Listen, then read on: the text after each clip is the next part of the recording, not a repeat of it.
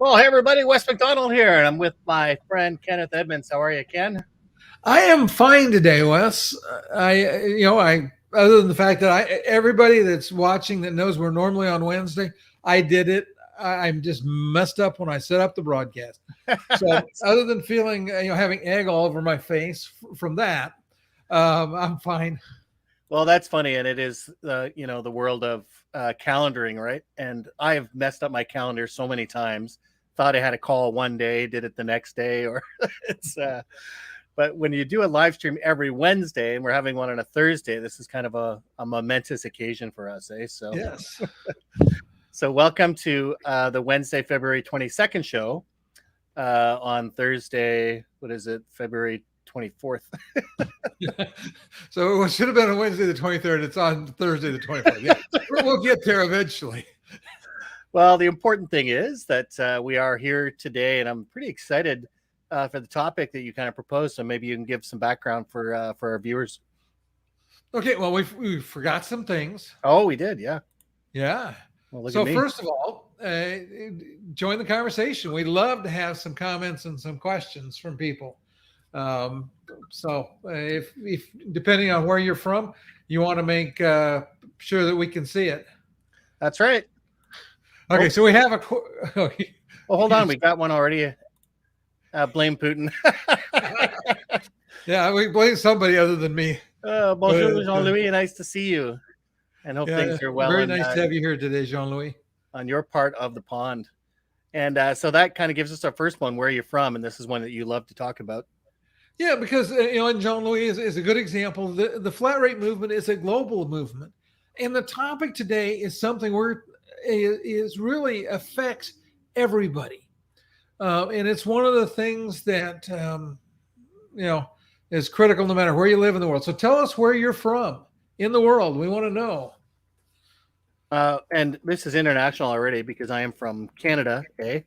And now we have France on the call, and we also have you from the United States. Yes. Of America. And we have people we work with in Australia and and the islands. So a lot of different places. All right. We need Antarctica. We need somebody in Antarctica to join the show. Yes, a couple of penguins, I guess, or science research lab, maybe. Yeah. Yeah. So talk us through this. What are we talking about for the next 5 years? Well, we're going to talk about building out a business plan. And it's something that's near and dear to my heart. I talk to at the BTA events. It's one of the things I encourage when I teach service management. I encourage it when I work with dealers. I encourage it, and part of it. And so I'm going to ask you a question. I'm going to put you on the spot, Wes, because Wes and I never rehearse this. We don't have scripts, so we put each other on the spot occasionally. I'm going to pick on Wes, but Wes, I want you to think about you're going to go to a place in Canada that you've never been. How do you figure out where to go?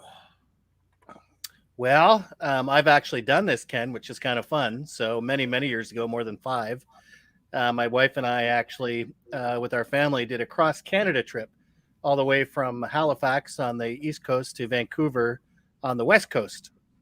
And that was a 5-week journey. And it wasn't 5 years, it was 5 weeks, but we did a lot of planning. So we went online and started researching different places that we were going to visit and started scheduling and everything else, right? And it was an epic journey. It was one of those things that I'll never forget. And our family won't, right? Our kids too. But yeah, 5 weeks. And we went online, made a lot of phone calls, and did a lot of planning. Exactly. And the interesting piece of it is the first thing that you need to know is where you're going. Yes. So, and I use this as an example because a lot of people don't know this. In the United States, there are 2 Las Vegases. Really? I didn't know that. Yes, one is in Nevada, which everybody knows, and there's another little town up in the north central part of New Mexico that is Las Vegas. The reason I know that is my dad was born there. My grandparents lived there. But so if I just said, "Hey, Siri, I want to go to Las Vegas," and wasn't any more specific, I might not wind up in the right place. Yeah. So when we think about planning for our business, what we really need to think about, first of all, is what the future looks like. So I'm going to throw you another question, put you on the spot again, West. Do you think that the future in our industry in 5 years is going to look like today? No, I can definitely tell you it won't. And I've got a picture here of me and some of my friends up, and how things can change in 5 years, right? So this was 2017, and that was pre-pandemic, no masks, and a bunch of Canadians and a Brit, the one in the blue shirt there, sharing some beverages in the garage. So that goes by in a hurry, right? It does, and life can change a lot in that time frame. Sure can. And so, one of the things that you and I talk a lot about, we talked about it during the flat rate challenge.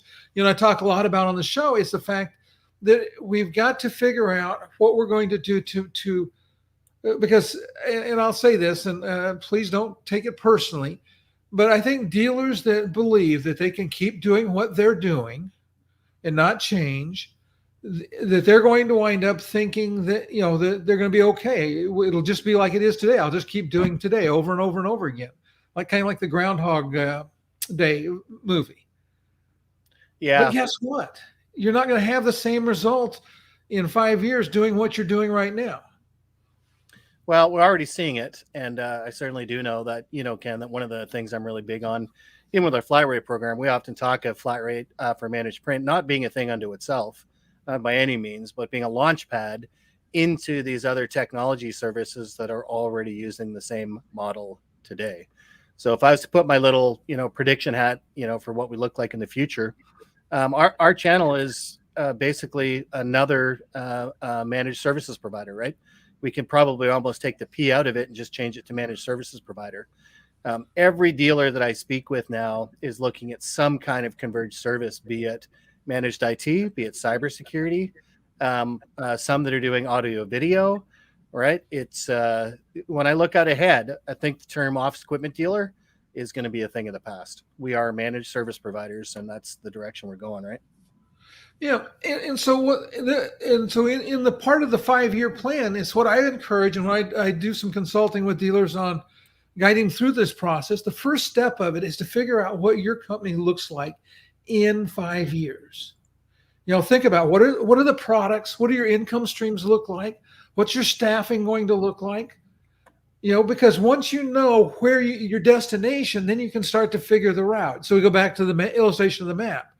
Once I know I'm going to Las Vegas, New Mexico, and I figure out where it is on the map, what that, then I can start to plan my route from where I am to get there. But we have to get that destination first. I didn't even mention that, we're both kind of toned down today, not much color in our group. But, so we need to think about what does this business look like? And the reason I use 5 years, and you may remember this, but do you know how long it takes to train a technician right now? If you hired somebody new, fresh off the street, how long do you think it takes to train him? Is it 2 or 3 years? I can't remember, but it is a long time, right? Yeah, it's about 3 years. So that begs the question, if you don't know where you're going to be in 3 years, how do you make a smart decision today to hire somebody? Yeah, agreed. And so think about what we were talking about with this diversification of services, right? And another conversation we've often had with dealers that we're consulting with is, how do I get younger people to come in and be, copier technicians, right? And the answer is you won't. What you will get, however, are people that have a longer term vision for, working on some cooler, more, I guess, trending things that they'll be servicing. And start them on those copiers, start them on those multifunction devices, and give them a path to get into servicing some of these other, bigger things, right, that are changing in the business. So that's got to be part of that 5 year plan, right? You have to understand what those techs are going to be doing in the next 3 to 5 years. And so what that does, just to play off of it, is that shifts some of the things that you want in what you're hiring. Because you want to hire for 5 years from now, you want to hire somebody that may have more IT skills than we would today. We have more things that we'll need. The other thing that's associated with this is that when because and I use this analogy in my when I teach the service management, I asked them this question. I said, imagine that you bring in somebody you're wanting to hire, and you take him back into the back, and you say, hey, I want you to meet Joe. Joe's our copier tech. He's been here 40 years as a copier tech. Do you know what's going to happen if they're a younger generation people? They're going to run out the door if you don't have the door locked and barred. Because their average expectancy to stay in a job or in a position is 3 years. Right. That's Google's answer. So what that means is they've got to see somewhere that they can move into something that will change their life. They don't want to be a copier technician for 40 years. That thought would terrify them. Yeah. And so part of, once you have this vision of where your company is going to be and what it's going to look like in 5 years, that becomes part of the sales story you tell to the prospects. And the same thing applies on sales too. I would believe you're more in that, more experienced there. What do you think? No, I would say so for sure. Right. In the conversation we have today, for example, if I was just to make a business plan for the next year or two based on my current model, I would probably say, well, we need to get more sales reps, which, by the way, right now is almost impossible. If you're looking for service technicians, it's tough. Also sales reps. And if I wasn't looking ahead over the next 5 years and, preparing, the business and thinking about what to do there, I would look at more outside sales reps, which I would continue to pay on, gross profit and the equipment that we're selling. And it would be a happy day, right? It'd be very, similar to what it looks like today. Well, that's not how I would do it today. Because inbound sales, and it was fun. I was on a top 100 call yesterday, and it was Greg Walters actually that corrected me on this. I was still using the outdated term from 5 years ago, inside sales, right? And of course, now it's inbound sales. It's not that they're any less professional than an outbound sales rep, but if 70% of the buying process or more is done online before they ever talk to us, then my reps have to be prepared to handle a different sales funnel, right? And, so that's what I would do, is start thinking about, this online world that we live in, and how are my sales reps going to be compensated for this new world? And B, how are they going to deal with more of this inbound lead generation, which has already done most of their homework? I'll add one other thing there too, which is really important to think about, is that the kinds of things that they're going to be selling in 5 years are going to be very different, right? And, we had yesterday, kind of a topic that came up, and I listen a lot to Jay McBain. And for those that are out there that know Jay, he talks a lot about this ecosystem and how the direct selling pieces are disappearing, right? So what if the OEM starts selling more of the printers and the multifunctions directly? What does our business model look like, right? How much of that is service and supplies? What other things do I have to backfill to be able to make up for those lost revenues on the hardware side for an MFD? And I know there are those out there watching saying, well, that would never happen. Dealers are too important for the success of the channel. Well, I would argue that by looking out 5 years, we may think that we're less important than we'd like to believe today in that part of the transaction, right? They're always going to need people to do service, right? The OEMs have proved time and time again, they're just not good at delivering service and taking care of customers. They're great at making incredible equipment. They can get that to customers. They do it for enterprise customers directly all the time, right? And I'm not saying that's going to happen, but I'll tell you what, I'd want a 5-year plan in place to start looking at those scenarios, right? Yeah, and I think that's a good example of, again, thinking about how things will shift in 5 years. Because as we think about, and at the end, we're going to talk a little more about this, but we think out 5 years and we figure out what the environment we're going to operate in. What is the customer going to be like in 5 years? What are they going to need in services? What are the things that we could do to make ourselves more valuable to our customer over the next 5 years? As we've talked with dealers, and, I go back to the panel in Asheville, one of the things that everybody talked about was that you don't bite off the whole gamut of all the products at once, that you need to figure out your plan, get your core business in order, and then start adding things in a progressive way so that you can add a new product or new service, get it up and stable. Then you can add another new product. So if we know 5 years from now what products we want, we can then start to sort out which of these products are things that we could do right now. I had a conversation, I do some consulting with a client right now, and I had a conversation with them about that. If you had to add one thing and you could do, what's the one thing you could do? Well, you could add voice over IP, or, let's call it UCaaS is a better term, and let the vendor provide the service and the sales side for you. And you just add the stream of revenue and then expand gradually into it. Sorry for bumping the mic there. But as you do that, I can't talk my wife says if you tied my hands, I couldn't talk at all. But as you start to do that, what happens is now we've got a plan and we're starting to make some progress. We're starting and when we make that kind of a change, we've all of a sudden given our sales guys more to talk about. We've opened the door to getting more revenue from our existing customers, but we need to know where we want to be in 5 years first. Yeah. And I love that you actually use that term, UCaaS, sort of replacing, voice over IP or whatever, right? That we're seeing those changes, that it is about unified communications. It's about all these ways that we actually communicate and work together, which, by the way, the Zoom tools and stuff that we're using, as well as chat functionality, are all part of that equation, right? And Ken, do you know what it's called when you talk with your hands? Do you know what the actual term for that is? What is it? Gesticulation. So you are a gesticulator. Yeah. Very much so. Yeah. So for everybody in the audience, if you're ever anywhere that I'm going to be speaking and you're standing anywhere near to me and I start a conversation, take 2 steps back. It's not because I just want to make sure I don't injure somebody. Oh, that's great. But so you really do have to define what your company is going to look like that time. Because I agree, we'd love to think that we can multitask, right? So, to think that I'm going to take on 3 different things this year. And the honest truth is we can't, because we'll do 3 of those things in a very mediocre fashion and none of them well. That being said, in 5 years, if we break down those 3 things and tackle one at a time, we will be expert at all of those things by the time we get to the end of that plan, right? Yep. And so I have 2 things I'm going to add to that, because for those of you that read 7 Habits of Highly Effective People, one of his key premises in that book is to start with the end in mind. So once we know what 5 years looks like, we can start to create a plan. And then we can start to figure out what our big rocks are for each year in that plan.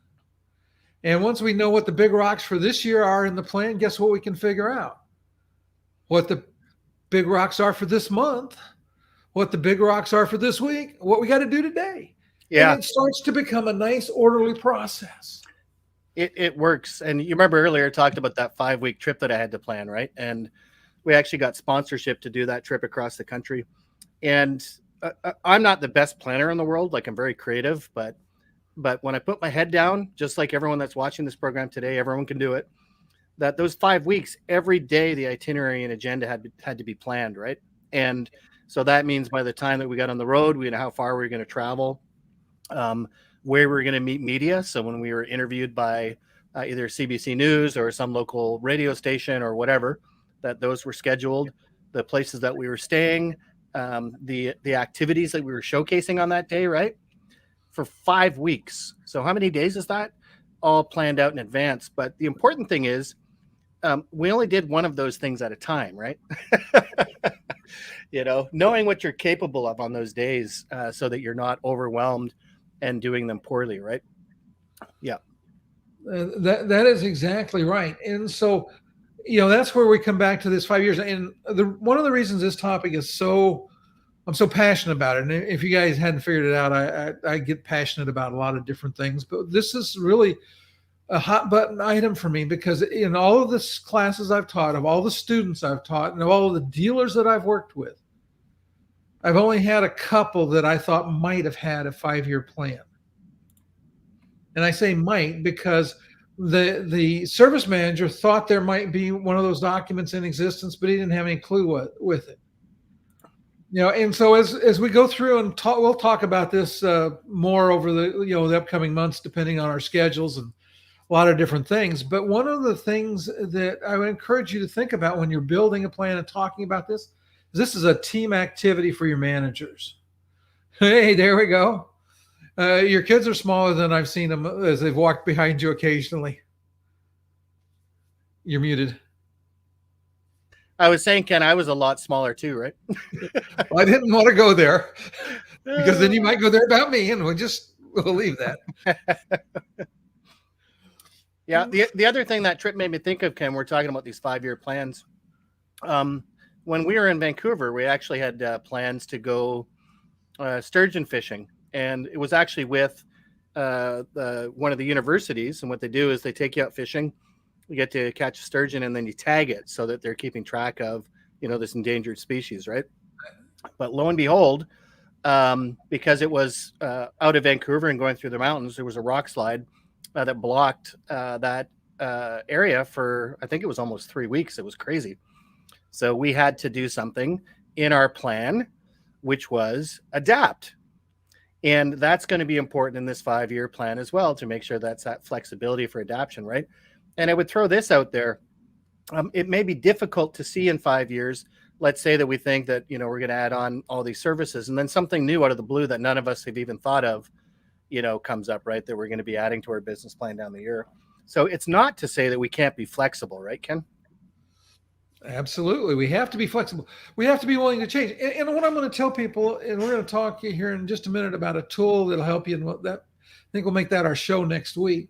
But what I will say is if we think about 5 years, it's going to be like looking through some fog, and we're going to have an outline of what we think 5 years looks like.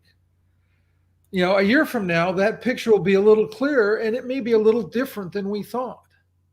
So this process of planning out 5 years, guess what you have to do every year? You got to extend it.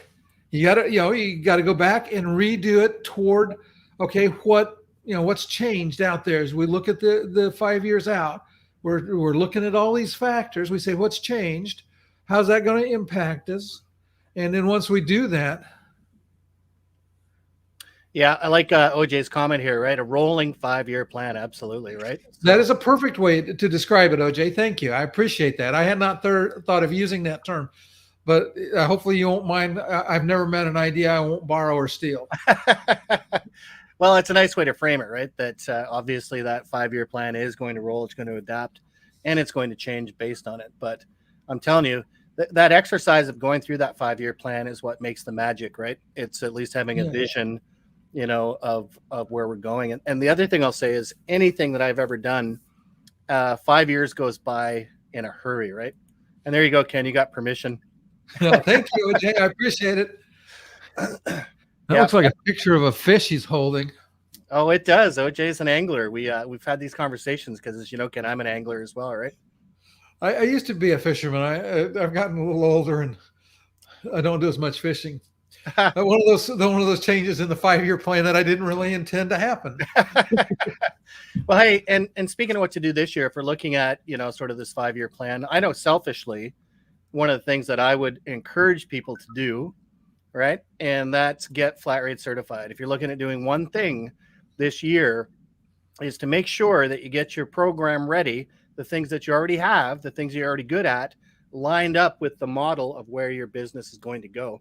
And guess what? In this 5-year plan, I guarantee there's going to be a lot of things that you're going to sell which have nothing to do with cost per page, right? Which have nothing to do with margin on equipment and has everything to do with ARR. So making sure that you're an MRR, right? Making sure that you're getting that recurring revenue for whatever you're providing to those customers, right? So there's my selfish plug. Get flat rate certified. Well, and actually, that's a good time for it because I'm going to plug 2 other things. First of all, we're going to talk about a pest analysis next week. Now, let me get anybody in the audience know what a pest analysis is. And I'm not talking about when you call Orkin and he shows you the bug and says, that's a termite. Anyone in the comment section, what is a pest? What is a pest? And you and I have discussed this one obviously on many occasions. And I think it's a really neat way to, kind of frame where you're going, right? So we'll just wait a couple seconds, see if there's any takers that can help us. What is a pest? Yep. I am not seeing any new comments coming in, but there is a lag from when we say something to when we get the feedback. But what I will say about it is we're going to go through a pest analysis. We're going to talk about the various things, and we're actually going to have a giveaway. Wes doesn't know this yet, but we're going to have a giveaway next week. So you'll want to be here for the show. So whether you watch it live today or not, you'll definitely want to be in the audience a week from yesterday on Wednesday, not Thursday, because we're going to talk about that. And we will give you a giveaway to help you with your pest analysis. I love it. So for anyone that's involved, and I think we'd better give it away now, so maybe you can help our audience understand what a pest analysis actually is. Pest analysis is analysis of the political, economic, sociological, and technological trends that will be affecting what you do, what you sell, how people behave 5 years from now, in this case, because we're looking out 5 years. So we think about, and a good example is that we have pandemic. Hopefully we'll be out of a pandemic. So that will change our current environment into something different. But we don't know what might happen along the way. So that then begs us, hey, we're going to try to figure out some plan Bs in case, probably. But technology is changing. We talk about this all the time, technology, and there are things on the horizon. A good example is we hear a lot about quantum computing. But what would happen if they made a quantum computer that would fit on an IC, that would fit in some kind of electronic device? What would that do to our world? Yeah, thanks, Greg. So we start to think.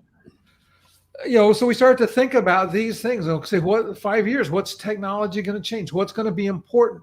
We think about in the both the sociological and the economic side of it. How are customers going to be different? So I've got some things and some tools to help you in that process. We'll talk about all of that next week. Yeah, and Greg, thanks for that, because I'm a big believer in the ecosystem as well, right? And we're finally starting to see it really happen. It's already taken over in a lot of other channels. If you look at the managed technology space, there are a ton of businesses that are built on nothing but supporting the existing components, right? So Salesforce is probably a good example. Salesforce sells Salesforce, right? But there are $5 to $6 for every dollar that Salesforce sells in support services. So they literally generate $5 to $6 for people that are in that ecosystem supporting it. And I would think in that pest analysis, we've got to look at that for the E part of it, the economics, how that's going to change for us, and how we're going to still be profitable, and even more profitable, and make more revenue once we shift our mind, towards the ecosystem, right, Greg? So thanks for sharing that. Absolutely. Yeah. And as we've seen, obviously it depends on where you are as well. So politically, I know that one of the things in the top 100, we have members, some that are in the southern states, some that are in the northern states, that have been affected differently by political climate and what they're allowed to do for their businesses, right? So very different pictures on how that planning happens if you're operating a business in the southern U.S. versus the northern part of it, right? Sociological, like you said, what's been going on with COVID and the reactions and things for that, right? So yeah, I'm pretty excited next week to be able to jump into that in more detail. Yeah, it'll be a fun discussion. There's just so many questions. And again, think about this in the form of, this is a group exercise with your management team. It's not a one-person task. And I would encourage you, when you're starting to think about it 5 years out, create a blank sheet of paper. To think about it.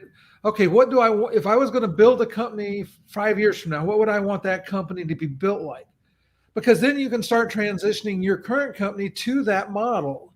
You and I've talked a lot about compensation on the sales side for, rewarding salespeople and building recurring revenue streams to keep salespeople where they won't leave you, to get them focused on the right things. So, just throw away, not physically today, throw away everything, but when you start building the plan, you want to throw away everything that exists and start from where you want to be, because where you want to be is not where you are. They're going to be different. Yeah. And once you know what you want to be, where you're going, you can plan to get there, right? That's, yeah. I absolutely love that.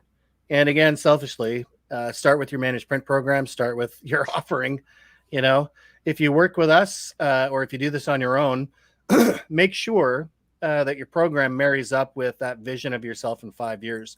And I guarantee it's not as a company that sells cost per page, right? Yep, I would agree with that. And I would say that if you want to work with us, we can help you build out the 5-year plan, help you develop the strategy. You know, Wes and I are old and we have lots of time on our hands to think. Well, I'm sorry, I'm old. Wes, not quite so old. Getting there. Absolutely. Yeah. And we just love to have a conversation with you about what that looks like in 5 years, right? And I think that's important too, Ken, that what you say is make sure you do get outside of your own four walls. You know, if it's not Ken and I you're talking to, some other people that you trust in the industry, if that's partners or consultants or other people, to look at that vision of what you see yourself looking at, that definition of your company in 5 years, right? There's nothing better than crowdsourcing when it comes to ideas. And I love it. I've got a few confidants in the industry that I have calls with at least on a monthly basis for no other reason than to do that, is to kind of talk about what our industry is going to look like, what kind of changes that, you know, we see coming down the road. And I have had the most profound moments of direction in my own career from those conversations, right? Things that my own brain didn't necessarily come up with, but collaborating with some of those other great brains did, right? So. Yeah, in fact, I'm going to go back to our history, because I met you at a SeatBased Billing roadshow. That's where we first met each other. Yeah. and I walked away from that meeting with an entirely different viewpoint about our industry and the billing model. You know, because I was like, oh, that makes so much more sense. Yeah, it happens a lot, right? And I know, Ken, a lot of the folks that we do work with, the first conversation we have is that curiosity, right? Like, I don't see how this can work. Flat rate looks like a money loser to me, right? I need to understand. And after we have that first conversation, when that light bulb goes off, those are oftentimes my favorite moments, right? When you can kind of see the vision. And the other thing too, when we're stealing that idea from OJ on the 5-year rolling plan, I certainly did not come up with seat-based billing. And it's because I had borrowed that concept from the managed IT world, from those that have already been through it, right? So we are not an island unto ourselves. We are selling technology. We're selling solutions to problems that involve technology. And there's lots of other verticals that have done that. And there was a time, once upon a time, when people had a time and materials model for managed IT. They would sell the equipment and then they would charge time and materials for any service work that had to be done, et cetera, right? Well, guess what? It's 100% flat rate now, except for those occasions when they are doing project work. But a lot of companies won't even do the project work anymore, Ken. They'll say, no, that's not what we do, right? So. Exactly. Okay, and so you opened the door, so I have to make this comment too. And you probably are old enough to remember this. You remember when dealers had a maintenance agreement on the equipment that covered parts and labor, didn't cover supplies, didn't cover drums, developers, fusers, the supply items. And then they sold toner. Yeah. That was the billing model when I came in the industry. And do you know who broke that billing model? What's that? Cost per page? No. Well, but there was a reason that billing model got broke, and it was me. It was me. Because you know what I would do? I could buy stuff wholesale and I would sell it for less than the dealer would sell it. So if the client needed a drum installed, I'd get them to buy the drum from me, and the dealer had to come install it because his labor was included, but his profit off that drum went to me. The toner, I could do toner $1 or $2 cheaper than the dealer all day long. I built a thriving business in about a year with 3,000 plus customers, with a very small sales force, just because I would sell them supplies, and sell it less. The Savin dealer in town just absolutely hated me. I'm surprised there wasn't a contract on my life. And there might have been, they just never found me. I don't know. Oh, it's people like you that wrecked it for everybody. Yeah. But the point is that something changed. Somebody was doing something different that ruined the model. He was getting like $56 a quart plus $5 handling fee for fuser oil. You know what silicone oil costs? Yeah. Yeah, almost free. Yeah. Well, it's great that you mentioned that, Ken, because I would not even be in this channel if it wasn't for people like you mixing things up and being disruptive, right? That's why I got started, because the standalone cartridge sale was the race to the bottom. There was no money, there was no margin in toner anymore, right? And hence cost per page, hence managing disparate fleets. In those early days, working with Norm McConkey and Print Fleet, that's what we did. We took advantage of that change that was in the marketplace, right? And the company that funded that initiative, by the way, was an organization that manufactured toner cartridges, right? So, it's not to say the change always has to be initiated from outside. We can do a pretty good job of it ourselves, and I think we will. That's, those of us that are in the space that look at the necessity for that change and grab it by, the reins, right? And I will tell you as well, one thing that I've been looking out for is keeping an eye on other verticals like managed IT, et cetera, that are starting to offer managed print. And guess what? They're doing it. So it's happening. They're paying attention to the shift as well. So we better get cracking on that 5-year plan to make sure that it's us that remains on top. Well, that's great. That looks like that is all the time that we have today. We're actually a few minutes over to keep people within our half-hour window. And Ken, I cannot thank you enough for putting this one together today. I love having these conversations, and look forward to working with everyone and talking with them. Reach out to us about what you're going to be in 5 years' time. So, Ken, thank you very much. Oh, it was great as always. We have so much fun in our conversations. And for everybody else, we will see you next. What day, Ken? Wednesday. Wednesday. It starts with a W. All right, everybody. We'll see everybody.